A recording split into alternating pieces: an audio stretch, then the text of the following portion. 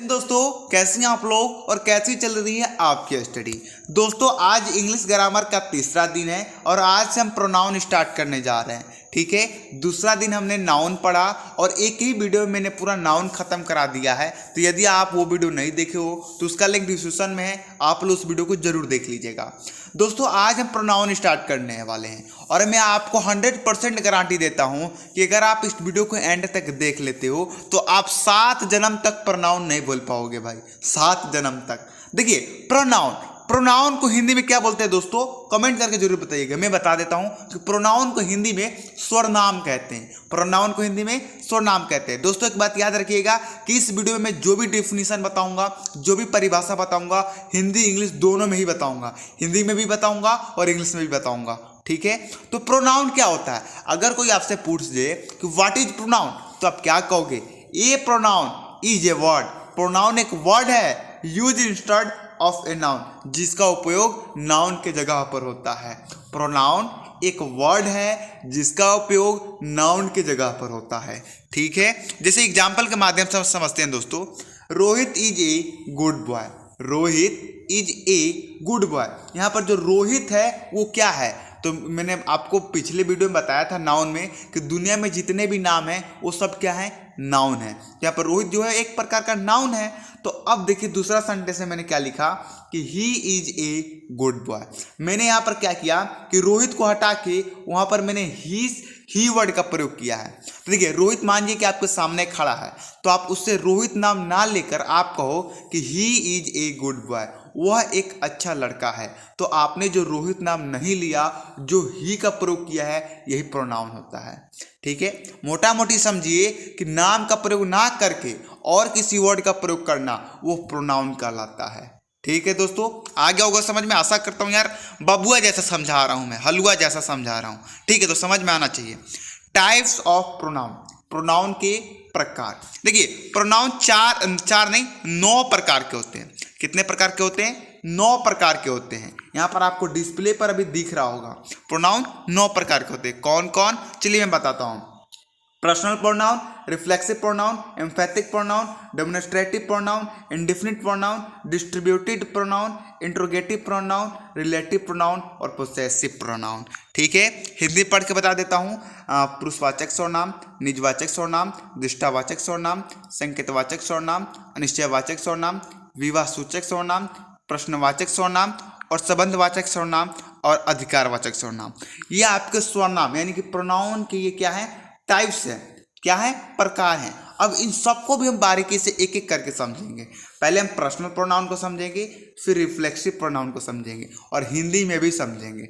ठीक है, तो चलिए हम सबसे पहले पर्सनल प्रोनाउन का जो डेफिनेशन है उसे हम लोग देख लेते हैं। दोस्तों, जो प्रोनाउन के टाइप्स हैं, जो उनके प्रकार हैं सर्वनाम के, उन्हें हम बारी बारी से देखेंगे। जो प्रोनाउन का सबसे पहला प्रकार है वो है पर्सनल प्रोनाउन यानी कि पुरुषवाचक सर्वनाम। देखिए, ये पुरुषवाचक सर्वनाम क्या होता है, ये पर्सनल प्रोनाउन क्या होता है, ये समझिए। व्यक्तियों के लिए जो प्रोनाउन प्रयोग किया जाता है उन्हें पुरुषवाचक सर्वनाम यानी कि पर्सनल प्रोनाउन कहते हैं। अब इसको समझे कैसे। देखिए, आपको घबराना नहीं है, मेरे जो मैं बोल रहा हूँ उस पर ज़्यादातर ध्यान देना आपको। ठीक है, पर्सनल प्रोनाउन क्या होता है, मैंने यहाँ पर क्या लिख रखा है कि व्यक्ति के लिए जो प्रोनाउन प्रयोग किया जाता है उन्हें पुरुषवाचक सर्वनाम कहते हैं। यानी कि आपके लिए, मेरे लिए, उसके लिए जो शब्द का प्रयोग होता है नाम को हटा के, वो पर्सनल प्रोनाउन कहलाता है। नहीं आया समझ में, कोई बात नहीं। अब मैं बताता हूँ। आई क्या है, यानी कि मैं। आई कोई नाम नहीं है, तो आई ये क्या है, मेरे व्यक्ति के लिए प्रयोग किया जा रहा है। किसके लिए, मेरे लिए, तो एक पर्सनल प्रोनाउन कहलाएगा। वी यानी कि हम लोग, तो ये क्या व्यक्तियों के लिए ही ना किया जा रहा है, वी यानी हम लोग, तो ये भी एक पर्सनल प्रोनाउन है। नहीं समझ में आया, कोई बात नहीं, आगे हम आपको समझाएंगे। पर्सनल प्रोनाउन भी 3 प्रकार का होता है। ये जो पर्सनल प्रोनाउन है ये भी 3 प्रकार का होता है। अब आपको समझ में आएगा पर्सनल प्रोनाउन। पहला होता है first personal pronoun. First personal pronoun, जो प्रोनाउन स्वयं के लिए प्रयोग किया जाता है वे फर्स्ट पर्सनल प्रोनाउन कहलाता है। जो प्रोनाउन स्वयं के लिए यानी कि जो प्रोनाउन मैं अपने लिए प्रयोग कर रहा हूँ ना, वो क्या कहलाता है, फर्स्ट पर्सनल प्रोनाउन कहलाता है। जैसे कि आई, मैं खुद के लिए आई का प्रयोग कर सकता हूँ। वी, हम लोग, मैं खुद और अपने दोस्तों के लिए वी का प्रयोग कर सकता हूँ। मी, मैं, यानी कि खुद अपने के लिए मी का प्रयोग कर सकता हूँ। अस, हम लोग, ये ऑब्जेक्ट के रूप में प्रयोग होता है, ये मैं आगे बताऊंगा आपको। तो अस, ये हम लोग के लिए प्रयोग होता है। यानी आप मोटा मोटी समझिए कि जो वर्ड को हम अपने लिए प्रयोग करते हैं वो आपका फर्स्ट पर्सन प्रोनाउन कहलाता है। अब जो इसका सेकेंड जो भेद होता है, जो टाइप होता है, वो होता है सेकेंड पर्सनल प्रोनाउन। जो प्रोनाउन सुनने वालों के लिए प्रयोग किया जाता है वे सेकेंड पर्सनल प्रोनाउन कहलाता है। जैसे कि आपने कुछ बोला, तो आप जो कुछ बोलोगे वो कौन सुनेगा? आपके सामने वाला सुनेगा ना। यानी कि तुम, मैं बोलूँगा तो कौन सुनेगा? तुम सुनोगे। तो जो आपका यूज शब्द है वो सेकेंड पर्सनल प्रोनाउन कहलाता है। ठीक है। थर्ड पर्सनल प्रोनाउन क्या होता है बच्चों? कि किसी व्यक्ति या वस्तु के विषय में बात की जाए और वह हमारे पास ना हो तो उसके लिए जो प्रोनाउन का प्रयोग होता है वह थर्ड पर्सनल प्रोनाउन कहलाता है। यानी कि हम और आप दोनों आदमी किसी के बारे में बात कर रहे हैं, मान लीजिए किसी व्यक्ति के बारे में बात कर रहे हैं, वह व्यक्ति हमारे पास नहीं है, वो कहीं और है, तो हम क्या चीज़ का शब्द करेंगे? ही, सी, इट, हिम, हेयर, दे। यानी कि मैं आपसे कहूँगा वह लड़का बहुत अच्छा है।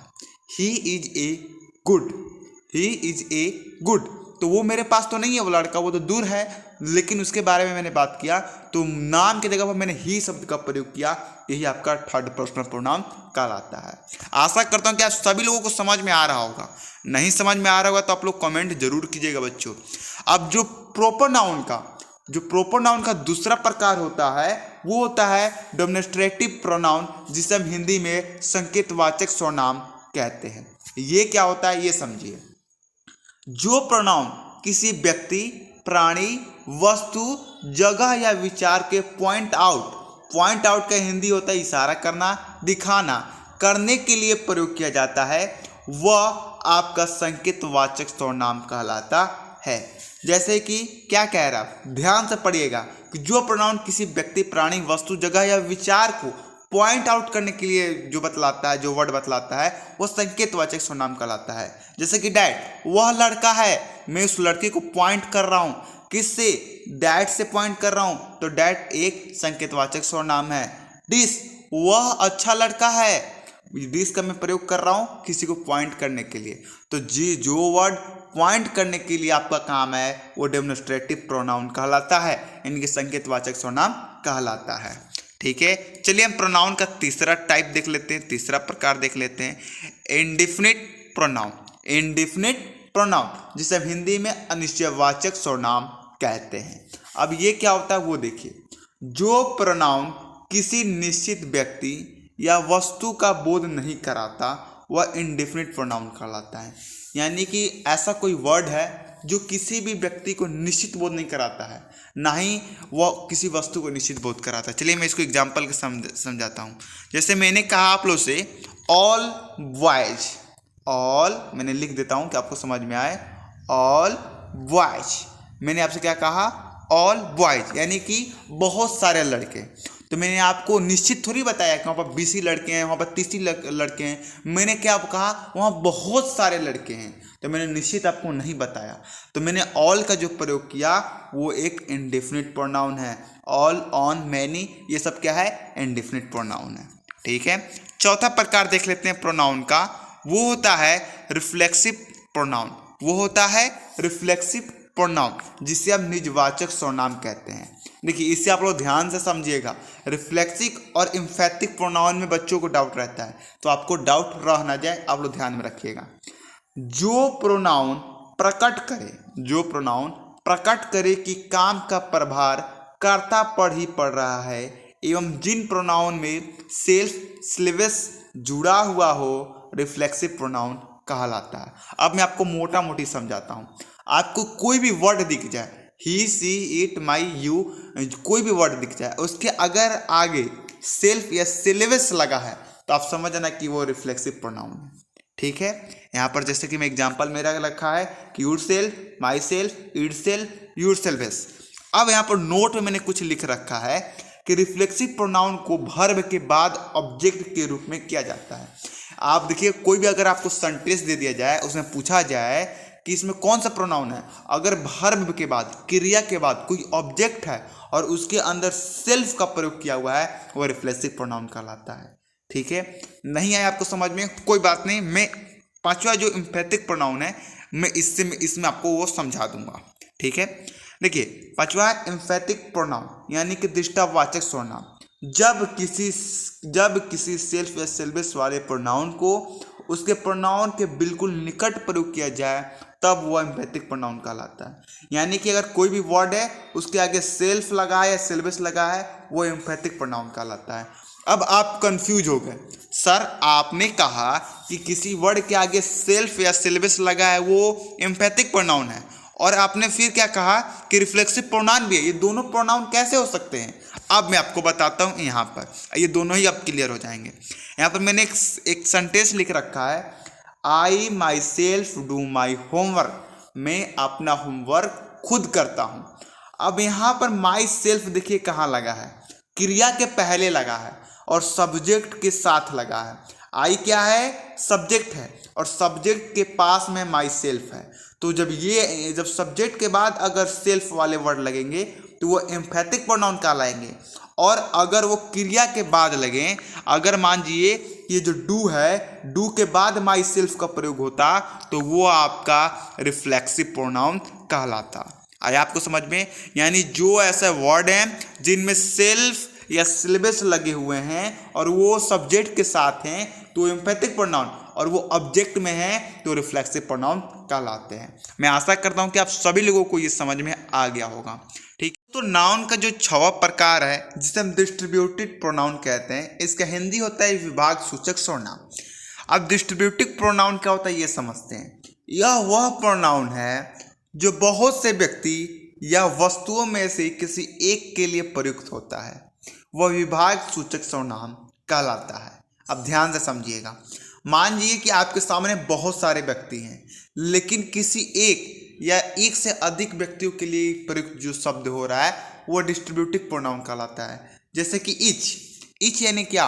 अगर कोई भीड़ है, मैंने बोला ईच, तो ईच में से या दो से अधिक व्यक्ति पूरे नहीं होंगे। यानी कि मैं आपको मोटा मोटी समझाऊं तो जो ईच, एवरी, एदर, नेदर जो आपको दिख रहा है यही आपके डिस्ट्रीब्यूटिव प्रोनाउन है। ठीक है, यही चारों डिस्ट्रीब्यूटिव प्रोनाउन है। जैसे कि एदर के बारे में मैं आपको कुछ समझा देता हूँ। एदर, मान लीजिए कि आपने भीड़ देखा, उसमें एदर आपने कहा, तो एदर यानी जो एदर का हिंदी होता है दो में से किसी एक। अगर दो व्यक्ति है और एदर शब्द का प्रयोग दोनों में से किसी एक। नेदर, यहाँ पर एक नेदर वर्ड है। नेदर वर्ड का मतलब दो व्यक्ति है, नेदर यानी कि दोनों में से कोई नहीं। अगर आपके पास अगर आप मान लीजिए कि आपको एग्जाम्पल मैं देता हूँ, आपके सामने आपको किसी ने मार के भाग गया, एक एग्जाम्पल समझो, कोई मार के भाग गया, आपके टीचर साहब आए, दो लड़के को लेके आए और आपसे पूछे बताओ इसमें से तुम्हें कौन मारा, तो उसमें से दोनों में से अगर आपको कोई नहीं मारा होगा तो आप क्या कहोगे? नेदर, यानी कि दोनों में से कोई नहीं। आगे आपको समझ में? तो मोटा मोटी समझिए ये जो चारों वर्ड जो दिख रहे हैं ईच, एवरी, एदर, नेदर, यही आपके डिस्ट्रीब्यूटिव प्रोनाउन हैं। ठीक है, अब इनका उपयोग आप पढ़ सकते हो। आप YouTube पर सर्च करो ईच, एवरी, एदर, नेदर का उपयोग, आराम से बहुत सारे वीडियो मिल जाएंगे। यदि मुझसे पढ़ना चाहते हो तो आप कमेंट जरूर करना, मैं इसके लिए एक वीडियो टाइम निकाल के आप लोगों के लिए बना दूंगा। ठीक है, यहाँ पर देखिए जो प्रोनाउन का 7वां टाइप है इंट्रोगेटिव प्रोनाउन, वो क्या होता है? प्रश्नवाचक सर्वनाम इसका हिंदी होता है। अगर आपसे कोई पूछ दे कि प्रश्नवाचक सर्वनाम क्या है तो आप क्या कहोगे? कि वह प्रोनाउन जिसे प्रश्न पूछने में प्रयोग करते हैं उसे प्रश्नवाचक सर्वनाम कहते हैं। जैसे कि हु यानी कि कौन, हुम किसे, हुल हाउ यानी कि कैसे। आप पूछोगे हाउ आर यू, तो हाउ जो है एक क्वेश्चन पूछने का काम कर रहा है, तो ये इंट्रोगेटिव प्रोनाउन हुआ। ठीक है, चलिए हम 8वां जो टाइप है प्रोनाउन का वो देख लेते हैं। 8वां टाइप का नाम है रिलेटिव प्रोनाउन। 8वां टाइप का क्या नाम है? रिलेटिव प्रोनाउन, जिसे हम हिंदी में बोलते हैं संबंधवाचक सर्वनाम। जैसे हिंदी में क्या बोलते हैं? संबंधवाचक सर्वनाम। वह प्रोनाउन जो किसी नाउन के बारे में बताए या संबंध का बोध कराए वही संबंधवाचक सर्वनाम कहलाता है। नाम देखो, आप नाम से ही आप परिभाषा बना सकते हो। इसका नाम क्या है? संबंधवाचक सर्वनाम, यानी कि जो संबंध का बोध कराता है वो संबंधवाचक सर्वनाम कहलाता है। भाई कैसे? डैट। अब डैट कैसे संबंध का बोध कराता है वो समझो। मैंने कहा कि वह मेरा भाई है, वह मेरा भाई है, डैट इज माई ब्रदर, यानी कि डैट जो है वो उसके और मेरे बीच का संबंध बता रहा है। यही आपका रिलेटिव प्रोनाउन कहला है। आए आपको समझ में? चलिए मैं आशा करता हूँ इतना इजी परिभाषा लिख रखा है ना कि आप परिभाषा देखते ही समझ जाओगे। परिभाषा आप देखोगे तो ही आप समझ जाओगे कि ये क्या कहना चाह रहा है। ठीक है, समझाने की कोई ज़रूरत ही नहीं है। अगर ज़रूरत है तो आप लोग कमेंट करो यार, ऐसे तो मैं समझा ही रहा हूँ। अगर मेरे में कोई कमी है, मैं आपको नहीं समझा पा रहा हूँ, मेरे में अगर कोई दिक्कत है, मेरे वीडियो में और कोई कमी दिख रही है, तो आप लोग कमेंट किया करो यार। अगर आप कमेंट नहीं करोगे तो मैं इसे सुधार कैसे करूँगा, आप ही बताओ। कमेंट बॉक्स क्यों बना है? आपको हमारा विचार प्रकट करने के लिए, यानी मेरे प्रति आपके अंदर क्या चल रहा है वो मुझ तक पहुंचाने के लिए कमेंट बॉक्स बना है। इसीलिए तो आप उसका उपयोग करो। अगर कोई अंदर आपका क्वेश्चन है, किसी भी सब्जेक्ट का क्वेश्चन, मैथ हो, इंग्लिश हो, हिंदी हो, किसी भी सब्जेक्ट का अगर आपके अंदर कोई क्वेश्चन डाउट है तो उससे आप लोग मेरे पर कमेंट कर सकते हो। मान लीजिए कि वो क्वेश्चन आप कमेंट करके नहीं बता सकते हो तो इंस्टाग्राम का भी लिंक डिस्क्रिप्शन में, वहाँ पर जाइए और मुझे मैसेज कर दीजिए। क्वेश्चन जो नहीं आ रहा उसका फोटो खींच कर मुझे मेरे पास भेज दीजिए, मैं आपको उसका हल बता दूंगा। ठीक है, तो कमेंट बॉक्स का पूरा इस्तेमाल कीजिए। अब लास्ट प्रकार जो है प्रोनाउन का वो है पोसेसिव प्रोनाउन, जिसे हम हिंदी में बोलते हैं अधिकार वाचक सर्वनाम। ठीक है, पोसेसिव प्रोनाउन क्या होता है? अगर आपसे कोई पूछ दे तो आप क्या कहोगे? वह प्रोनाउन जिसके सहायता से किसी भी चीज पर अधिकार जताना अधिकारवाचक सर्वनाम कहलाता है। जैसे कि मैंने आपसे कहा कि ये जो बुक है वो मेरा है, ये जो बुक है वो मेरा है, तो मैं उस बुक पर अपना अधिकार जता रहा हूँ, तो यही आपका अधिकारवाचक सर्वनाम है। जैसे एग्जाम्पल में योर माई कैसे हो सकता है? This is my book, this is my book, यह मेरा बुक है, तो मैं अपना अधिकार जता रहा हूँ, तो ये क्या हुआ? पोसेसिव प्रोनाउन हुआ। तो धन्यवाद दोस्तों, यदि अगर आप इस वीडियो को लास्ट तक देखें, बहुत बहुत धन्यवाद आपका। और एक काम और कीजिएगा, इस चैनल को आप लोग सब्सक्राइब कर लीजिए यार। और इस वीडियो को यार देखिए, एक वीडियो में मैं आप लोग का पूरा प्रोनाउन खत्म करा दिया, तो आप लोग से रिक्वेस्ट करूंगा कि ज़्यादा नहीं, बस 500 लाइक इस वीडियो पर दे देना आप, ज़्यादा नहीं। और जो कमेंट हो, आपका जो इच्छा हो, जो आपके अंदर विचार चल रहा हो, उससे आप लोग जरूर बताइएगा। ठीक है, और वीडियो पसंद आए तो वीडियो को लाइक कर दीजिएगा। चैनल को सब्सक्राइब, मैं बार बार बोलता हूँ कि चैनल को सब्सक्राइब कर लीजिए। क्यों? क्योंकि जैसे ही मैं कोई वीडियो अपलोड करूँगा तो वो आपके पास पहुँच जाएगा, उसका जो मैसेज आपके पास चला जाएगा। ठीक है, तब तक हमें जाना कह दीजिए। हम चौथा दिन यानी कि कल मिलते हैं सुबह 7 बजे। जय हिंद, जय भारत।